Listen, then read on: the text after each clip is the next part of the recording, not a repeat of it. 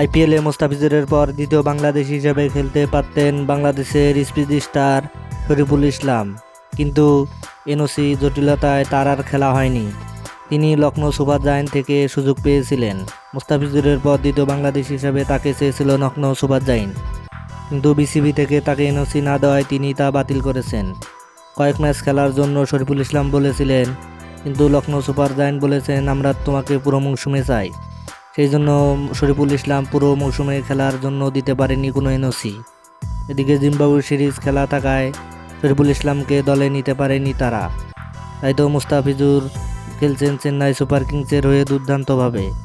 এদিকে শরীফুল ইসলামকে দলে না পাওয়ায় খুবই হতাশ হয়েছেন Lucknow super giant. Lucknow super giant বলেছেন আমরা পরের মৌসুমে শরীফুল ইসলামকে আবার দলে নিব। শরীফুল ইসলামও বলেছেন আমি অবশ্যই আশাহত হইনি, আমি অবশ্যই আমার সর্বোচ্চটুকু চেষ্টা করব পরের মৌসুমে আইপিএলে খেলার জন্য। বাংলাদেশ থেকে সবসময় এনওসি নিয়ে জটিলতা দেখা দেয় আইপিএলে খেলার। তাই তো একে একে বাংলাদেশিদের উপর অনিরাজে গিয়েছে আইপিএল কর্তৃপক্ষ। এবারের মুস্তাফিজুরকেও নানা অজুহাতে দলে নিয়েছে সিএসকে।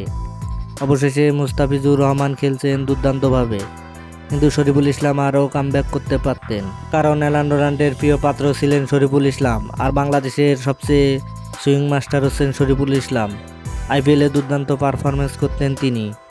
দর্শক, আপনি কি মনে করেন শরীফুল ইসলাম পরের মৌসুমে আইপিএলে খেলতে পারবে? তাহলে অবশ্যই আপনার মূল্যবান মতামত কমেন্ট বক্সে জানিয়ে দেবেন। ধন্যবাদ, আল্লাহ হাফেজ।